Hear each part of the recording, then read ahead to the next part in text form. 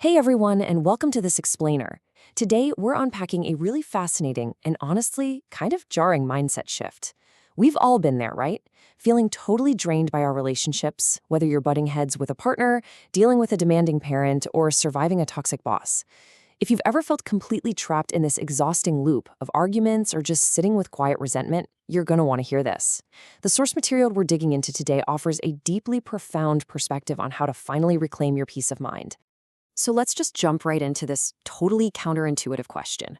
What if losing is actually the ultimate strategy for victory? Sounds a bit crazy, I know, but our source material makes this compelling argument that our constant burning desire to win is the exact thing keeping us trapped in conflict. When you really dig down into the friction we have with others, snapping at a partner, getting irritated with your kids, pushing back at work, the root emotion is almost always the same. It's this hidden, sometimes entirely unconscious urge to just stand above the other person.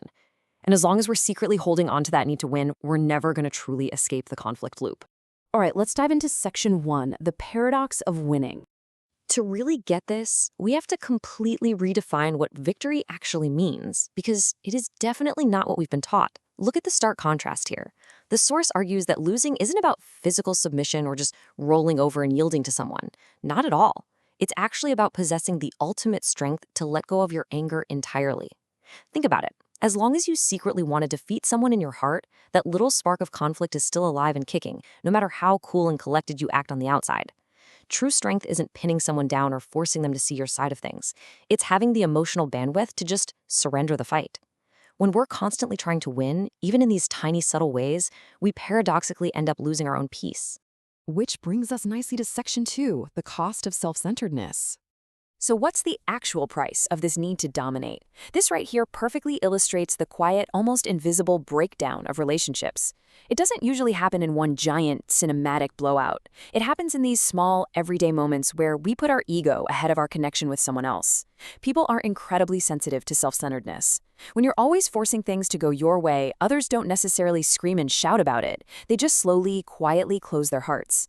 They just decide it's not worth the effort anymore. And that natural distancing, it builds up over time, eventually leaving the person who constantly needed to win standing completely alone. The text makes a really sharp point here. You can achieve all the money and status in the world by dominating the people around you. But eventually, you're going to look around and realize you've turned your life into a scorched earth. No genuine connections left. We've all seen people exactly like this, right?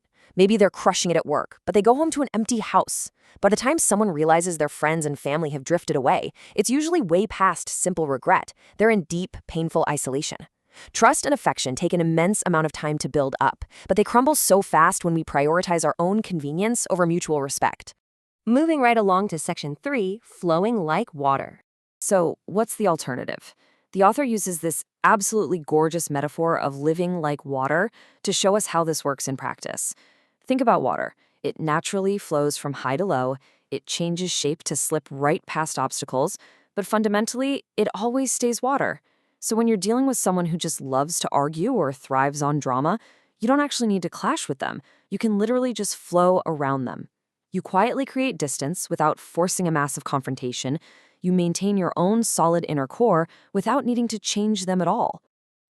Instead of expecting others to perfectly fulfill our selfish needs, which, let's be honest, just causes crushing disappointment when they inevitably fail to do so, we really should try to emulate water. Relationships that act like heavy chains, where you're bound by thoughts like, I can't survive without them, or they have to do this for me, are actually just heavily laced with self-centeredness. Sure, they might look stable from the outside, but they're built on force. And when those rigid expectations shatter, the suffering is immense. Living like water means dodging those heavy, forced attachments and just naturally flowing to where you are genuinely needed. All right, section 4, keeping your mind free. Now, this is all well and good, but how do you actually pull this off if you're stuck with a toxic boss or a situation you literally cannot walk away from? Check out this profound separation of body and mind. It's absolutely brilliant.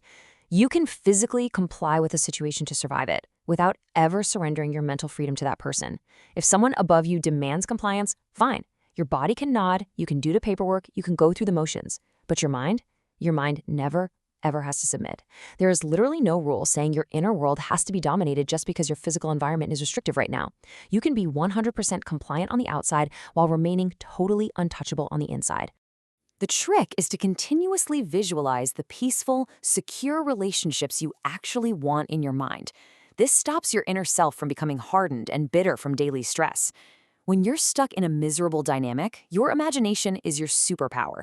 It is entirely unrestricted. If you hate what's happening around you, spend your mental energy vividly picturing the calm, respectful interactions you crave. And why does this actually matter? Because over time, this quiet internal focus doesn't just protect your spirit, it subtly shifts your real-world choices, your actions, and your boundaries until that reality you've been envisioning actually starts to come true. And that leads us to Section 5, the wealth of giving first. So how do we project this inner freedom outward? The source maps out this incredible compounding reward system. It all starts super simply. You give first without expecting anything in return. When you do that, you naturally start expanding your circle with grateful, reciprocal people. Now, are you going to encounter exploiters? Yes, absolutely. But by refusing to sink to their level and fight them, you avoid their trap entirely. People who exploit others are actively bleeding out the very things money can't buy: trust, peace, real connection.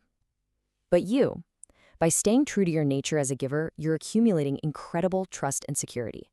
The source calls this built-up goodwill your travel fare.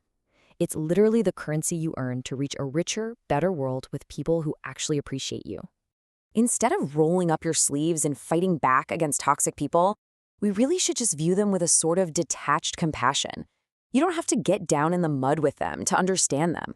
You can look at them as the victor of this completely empty game, while you gracefully accept defeat and just step aside. Let them pass by like the wind. They take all their chaos with them, and you get to keep your total peace of mind. Honestly, it's a quiet but incredibly powerful form of self-preservation. Which brings us to one of the most profound ideas in the entire text. What if silently thanking the villains who tested you is the ultimate way to quiet your mind and walk away truly free? Think of your life as a grand play. Someone had to step up and take on the role of the villain to teach you the actual value of your own peace, to show you how empty it is to dominate others, and to push you toward real emotional independence. By saying a silent thank you to them for playing that difficult role, you instantly dissolve your own resentment. So as we wrap up this explainer, I want to leave you with this one thought.